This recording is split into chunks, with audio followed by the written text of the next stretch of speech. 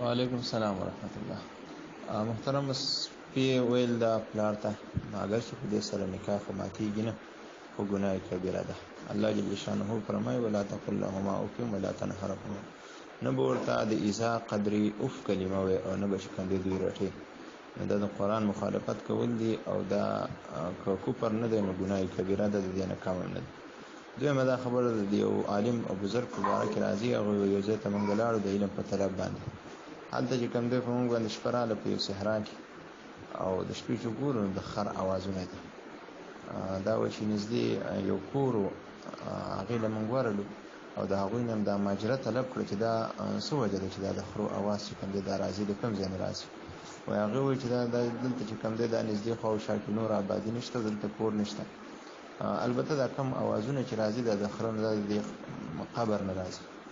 موږ چې د دې تپوس وکړو چې دا ولې د قبر نه راځي، وایي چې دا چې کوم دی دا زما زوی دی، او په دغې وجه باندې چې کله ما خبرې کولې او مې د دې د ښځې سره چې کوم دی جنګ شو، نو ما ته بیا دغه وایي چې دا د خرې په شان چې کوم دی اڼېږم.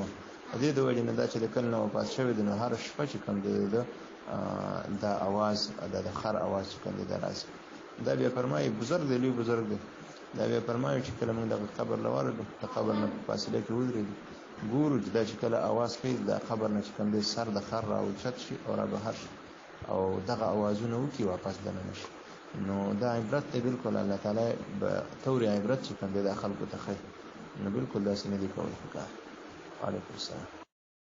وعلیکم السلام ورحمت الله. محترم مالی تجارت هغه ته ویل شي چې هغه په خپل باندې کمیږي او زیاتیږي، هغه په خپل باندې بنفسه خرڅيږي. ټیټر او ټالی چون کې هغه په خپل باندې څوک خرڅي نه، بلکې په هغه باندې مزدوري کوي. نو بیا د هغه حکم دا دی چې په هغه باندې کوم پیسې راجمع شنه، د هغه کو نصاب ته رسیدلی وي خو قرباني لازم ده، کني وي نو قرباني په لازم نه ده. دا شان نور کړی یا گاډي چې سړی په مزدوري کوي، نو دا هغه نه چې کوم پیسې بچت شي په هغه کې به قرباني حساب کې په دغه باندې نه. وعلیکم السلام. وعلیکم السلام ورحمت الله. محترمه که کاروبار معلوم وي، پرسنټیج معلوم وي او کار د مضاربت وي، ګټه او تاوان چې کوم دی دا به په مالک باندې وي، څه یو کوشش به دا په بل کس باندې وي. نو که دغه شان کاروبار وي جایز دی، او دا کم چې دی نن سبا دا خلک یو په مخه اخیستی دي دا کارونه کوي، د مضاربت نوم یې صرف ورکړی وي، نو دغه بیا ځکه جایز نه دی چې دا کار نه وي معلوم. ګټه او تاوان چې کوم دی تا ته وایي ګټه پکې شته تاوان پکې نشته، نو دغه شرطونه پکې دی لګوي، دی د وجې نه دغې نه بیا ځان ساتل پکار دی. که په خپله یو سړی کوي یا ورته بل یقیني اعتباري کس معلوم وي نیک انسان، نو هغه سره یې کولی شي. وعلیکم السلام. وعلیکم السلام ورحمت الله. محترمه اول خو پکار دا چې سړی خپل پردی قرض ورکړي چې ذمه یې فارغه شي، خو که یو سړی هغه چاله په ګټه هم دا پیسې ورکړي، نو په دغه قرض شته دی، هغه وخت نه دی کم شوی، د دې د وجې نه دا به ترې مستثنا کړي.